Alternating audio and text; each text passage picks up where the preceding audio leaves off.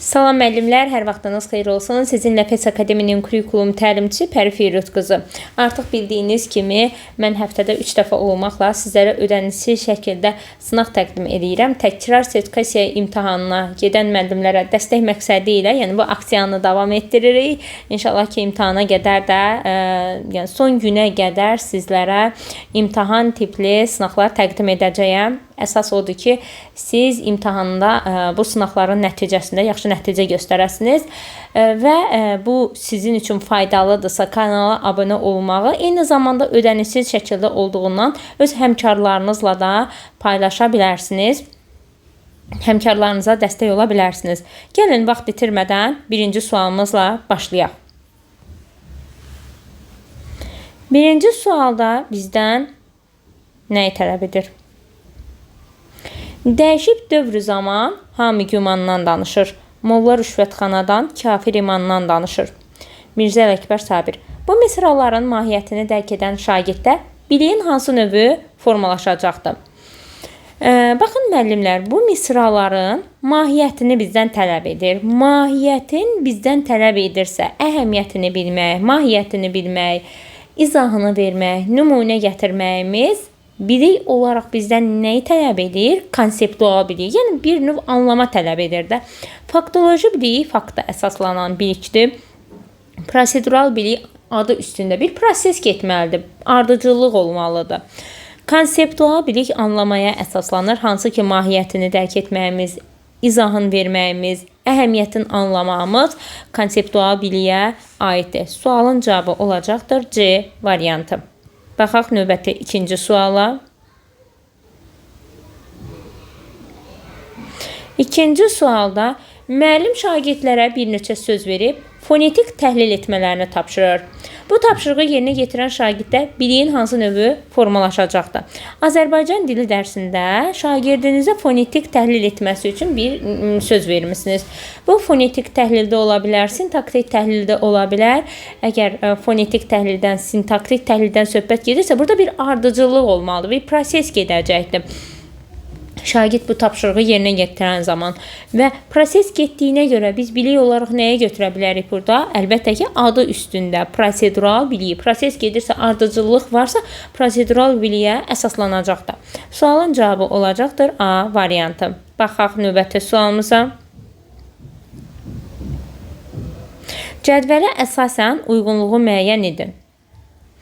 Şagird hədəfinə çatmaq üçün planlama edir. Bəli, hədəfə çatmaq üçün şagirdin planlama etməsi metakognitiv bilikdir. Doğrudur. İsimləri qrammatik kateqoriyaya görə qruplaşdırır. Yenə də qruplaşdırmaq, müqayisə etmək varsa, bunlar konseptual biliyə aiddir. Uyğunluq dediyinə görə doğrudan doğrunu, yanlışdan yanlışı biz seçəcəyik. 3-də isə Azərbaycan ədəbiyyatında ilk divan müəllifi kimdir? Faktoloji biliyə, yəni faktı istəyir bizdən, faktoloji biliyə əsaslanan sualdır. 4-də cəmi 692, fərqi 326 olan 2 ədəddən ən kiçiyinin neçə olduğunu hesablayır. Hesablayırsa yenə də burada bir proses gedəcəkdir. Tətbiq etmə var. Proses gedir və prosedural biliyə əsaslanır. Cədvəlimizdə hər biri doğrudur, yanlışımız yoxdur.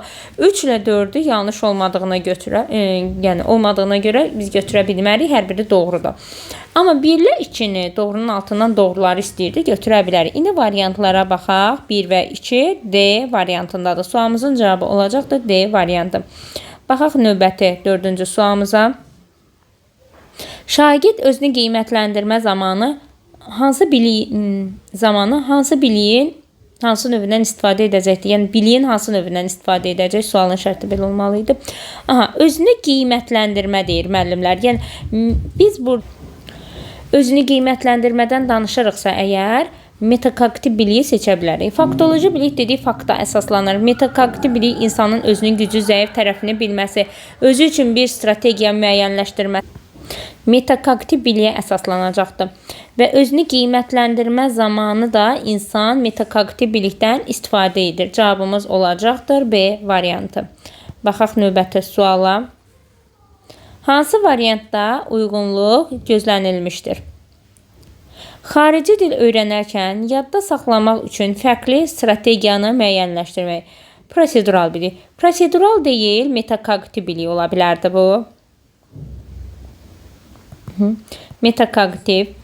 Göllərin axarlı və axarsız olduğunu bilir. Faktoloji bilikdir, doğrudur. Ardıcıl şəkildə icra olunan addımlar seriyası prosedural bilik ola bilərdi. Hər hansı bir fənnə aid olan algoritmi bilmək, bu da eyni zamanda prosedural biliyə aiddir. Sintaktik təhlil zamanı istifadə olunan terminlər prosedural biliyə aiddir. Terminlər deyir müəllimlər. Baxın, biraz öncə sizə yuxarıda sualda bildirmişdim ki, sintaktik təhlil, fonetik təhlil varsa prosedural bilik olacaqdır. Amma bizdə sualı tamamilə fərqli verir. Sintaktik təhlil zamanı istifadə olunan terminləri bilməyimiz faktoloji biliyə əsaslanır. Faktoloji bilik. Amma bizə deyir burada prosedural bilikdir. Yəni prosedural biliyə aid deyil axı faktoloji terminləri bizdən istədiyinə görə biz faktoloji bilik götürə bilərik sualın cavabını. Bu da yanlışdır. Doğru olan, yəni uyğunluq hansı variantda gözlənilibdir? B variantında göllərin axarlı axarsız olduğu faktoloji biliyə əsaslanır. Baxaq növbəti 6-cı sualımıza. Şagirdlər yaşadıkları ərazidə ekoloji sabitliyin və yerli icmaların sudan istifadə mədəniyyətini öyrənmək üçün sorğu keçiriblər. Toplanmış məlumatı şərh etmək və tendensiyaları müəyyənləşdirmək üçün hansı üsul və anlayışlardan istifadə etməlidirlər? Əldə olunan məlumatları faizlə ifadə etmək, ortalama, hesablamaq və nəticələri sütun qrafiklə göstərmək. A variantı qalsın, buna sonunda baxarıq. Yəni bizdə hansı üsul və anlayışlardan istifadə etməlidir deyə sual verir. B variantına baxaq. Su ehtiyatları haqqında esse yazmaq, fikirlərini subyektiv formada ifadə etmək.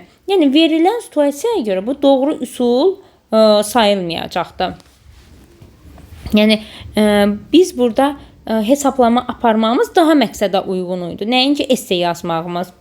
Araşdırma zamanı yalnız quru statistik məlumatları istifadə edib nəticə çıxarmamaq, baxın sonunda deyil, nəticə çıxarmamaq, bu da yanlış üsul olacaqdı bizim situasiyamıza uyğun olaraq. Şəxsi müşahidəyə əsaslanan fərdi fikirlər irəli sürmə və riyazi anlayışlara müraciət etməmək yenə də bu situasiyaya negativdir, bir cümlədir, situasiyada uyğun deyil. Mövcud məlumatları nəzərə almadan ümumi təxminlərə əsasən nəticə çıxartmaq. Yəni ümumi təxminlərə əsasən nəticə çıxartmağımız verilən situasiyaya uyğun doğru olmayacaqdır. Bunu da götürə bilmək. Amma A variantına baxaq. Əldə olunan məlumatları faizlə ifadə etməyimiz, ortalamaları hesablamağımız, nəticələri sütun şəklində qrafiklə göstərməyimiz verilən situasiyaya uyğun düzgün üsul və düzgün anlayışdan istifadə edilməsi deməkdir. Cavabımız olacaqdır 6-cı sualda A variantı. Baxaq 7-ci suala. Müəllim dərsdə meşələrin qırılması ilə bağlı problemli situasiya təqdim edir. İdeyaların hazırlanması üçün beyin həmləsi metodundan istifadə edir. Aha, beyin həmləsi var burada. Şagirdlərin müxtəlif resurslarla təmin edir. Bu fəaliyyət hansı öyrənmə prosesini əks etdirir. Beyin həmləsi müəllimlər yaradıcı təfəkkürü inkişaf etdirən bir üsuldur. İndi baxaq variantlarda bizə nə deyir? Problemli situasiyanı da müəllim qoyur. B-dən baxışıyaq. Şagirdlər yalnız müəllimin verdiyi hazır məlumatı əzbərləyirlər. Yanlışdır. Burada beyin həmləsi varsa, burada hər bir şagird öz kreativ ideyalarını irəli sürə bilərlər. Şagirdlər fərdi şəkildə qiymətləndirmə testləri ilə məşğul olurlar. Yanlışdır bu da. Müəllim yalnız nəzəri bilikləri verir. Şagird passiv dinləyici rolundadır. Bu da yanlışdır. Passiv deyil, aktivdirlər. Müəllim sinifdə hər bir mövzunu izah edir. Şagirdlər onu dəftərə köçürürlər. Bu da yanlışdır. A variantında isə şagirdlərin tənqidi, yaradıcı düşünmə bacarığını inkişaf etdirir, əməkdaşlıq mühiti yaradır. Doğru cavab, yəni şagirdlərdə hansı fəaliyyət öyrənmə prosesində əks etdirir, əməkdaşlıq və yaradıcı tənqidi düşünmə bacarığını inkişaf etdirir verilən situasiya. 7-ci sualımızın cavabı olacaqdır A variantı. Keçid edək növbəti suala. və bu tip sınaqların sizin üçün faydalıdırsa, rəy bölməsində yazmağı, eyni zamanda da kanala abunə olmağı, həmkarlarınızla paylaşmağı unutmursunuz. Davam edək 8-ci sualla. Müəllim sinifdə texnologiyanın cəmiyyətə təsiri mövzusunda debat təşkil edir. Şagirdlərə qarşı tərəfin fikirlərinə əks yanaşma göstərir, argumentləri statistik məlumatlara əsaslandırır. Bu fəaliyyətlə bağlı hansı fikir doğrudur? Şagirdlər tənqidi düşünmə bacarığını inkişaf etdirirlər. Doğrudur. Debat varsa, argument gətirəcəksə, statistik məlumatlara əsasən şagird nə isə dəyərləndirəcəksə, deməli tənqidi düşünmə bacarığı burada inkişaf edir. Bir doğrudur, biri götürəcəyik. Bizdən doğru olan istəyir. Debat zamanı statistik rəqəmlərə əsaslanmaq, faktlara əsaslanan argumenti gücləndirir. Doğrudur. Şagirdlər əsaslı dəlillərə baxmayaraq, argumentləri emosiyalara əsasən formalaşdırırlar. Yanlışdır. Emosiyaya əsasən formalaşdırmır. 3 yanlışdır. Gəlin variantlarda harada 3 varsa çıxaq. Debat şagirdlərin kommunikasiya və fikir əsaslandırma bacarığını inkişafına kömək edəcəkdir. Doğrudur. Debat varsa orada natiqlik məharəti, inandırıcılıq qabiliyyəti işə düşür artıq. 2 doğru idi, 4 doğru idi. Debat zamanı şagirdlər yalnız müəllimin mövqeyinə uyğun çıxış etməlidirlər.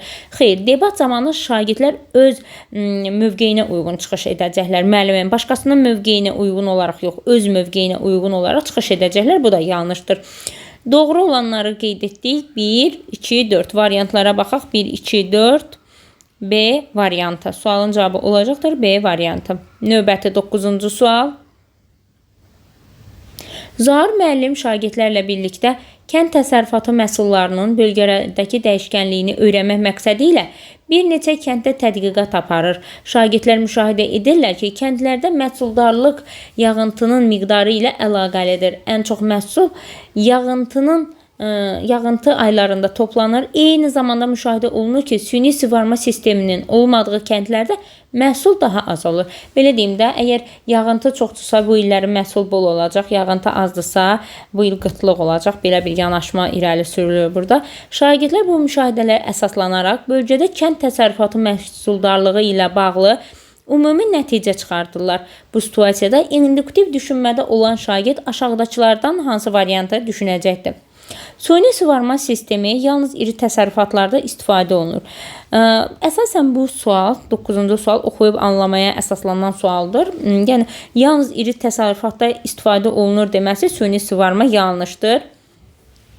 Bütün kəndlərdə məhsuldarlıq yüksəkdir, çünki təbii şərait kifayət qədər əlverişlidir. Xeyr, yəni bütün kəndlərdə məhsuldarlığın yüksək olmasını da deməyimiz yanlış olardı. Çünki yağıntı az olanda, suvarma az olanda məhsuldarlığı az götürə də bilirik. Bu da yanlış bir yanaşmadır. Məhsuldarlığın yüksəlməsi təkcə gübrələnmədən asılıdır. Xeyr, sudan asılıdır. Yəni suyu bol verərsə, yağıntı çox olarsa, məhsuldarlıq bol olur. Məhsuldarlıq yağıntı və suvarma imkanlarından asılı olaraq dəyişə bilər. Bəli, bu doğrudur.